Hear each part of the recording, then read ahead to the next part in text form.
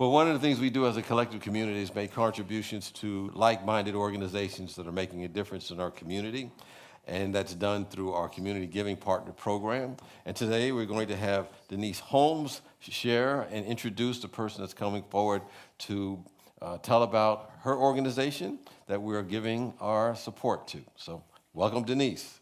Well, thank you. Good morning, everybody. Yes, I'm a part of the 7-person community giving team now. And I'd like, if you are on the community giving, to stand up so people can see who you are if they have questions about nominating. These are all very hard workers. It's not a committee where you come and have coffee and chat.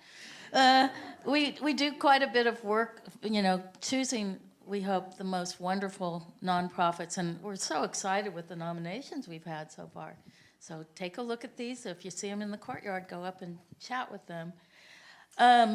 We used to be the tithing committee, but now we're community giving. Before I go on, I just want to, this has been on my mind all week. Here I am, 35 years of teaching, Toastmasters. I still have notes. And Dominic, I want to call out to Dominic because last week he talked about the breath and breathing.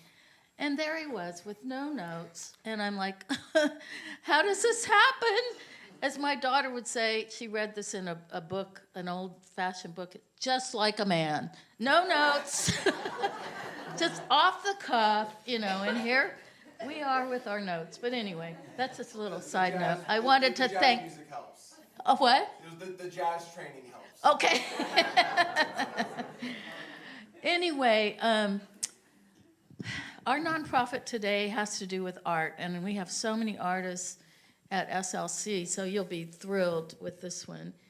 And my neighbor, she used to be my neighbor for 16 years, and we're still friends even though I moved away 16 years later. This person, Allison, was on the Broadway. She worked with the Music Circus. I mean, she loves the arts and goes to every theater production there is.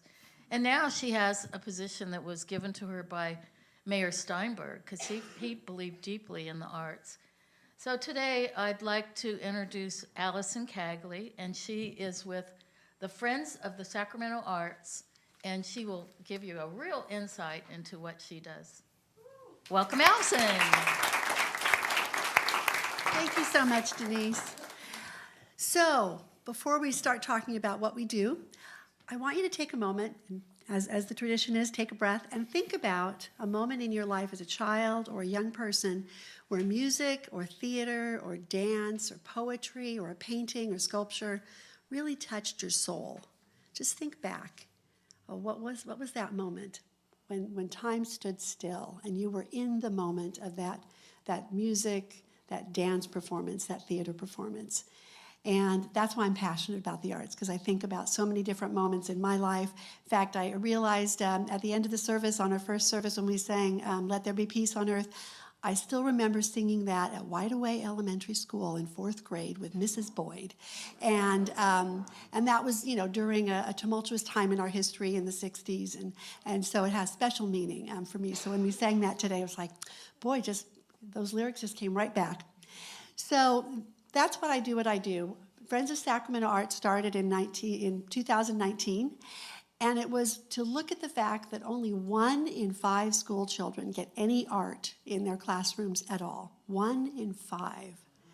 And in many schools like those in this neighborhood, they don't get anything. And the art can provide community, response, and encouragement and confidence. And when you think about the diversity of some of the schools, music and art transcend language barriers. And so how do we help heal and educate our children? The other benefit of it is academic benefit, that there's national and local studies that show that if they have art on a regular basis, that they will be more likely to graduate, to attend school, to go on to college, and it heals, especially after the pandemic. We need healing for our children, and the arts can provide that healing. So Friends of Sacramento Arts, our vision is arts every day for every child in every school. It's a big vision, but we want to make it happen. And so through our efforts, I'm a one-person shop with a big vision, and we work with the 14 school districts that serve 250,000 children in Sacramento County, and we work with County Office of Education and local arts partners to bring arts to the schools, and also, more importantly, to educate and enlighten the stakeholders, the leaders at the district level and at the school level and at our county level about why arts has to be permanently funded at each school. It can't be on the chopping block every time there's a crisis.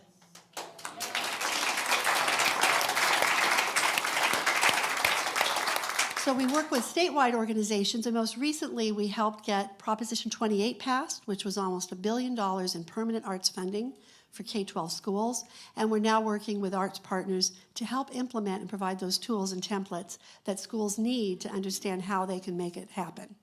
So we have some brochures outside. We are a nonprofit, and so we are so grateful for the grant that's going to help us move that needle forward for arts every day for every child in every school. And you can check us out on our website at friendsofsacramentoarts.org. And please like us and follow us to see the updates and the ways that you can make an impact in your local schools as well. So thank you so much, and blessings to each of you. Thank you, Allison.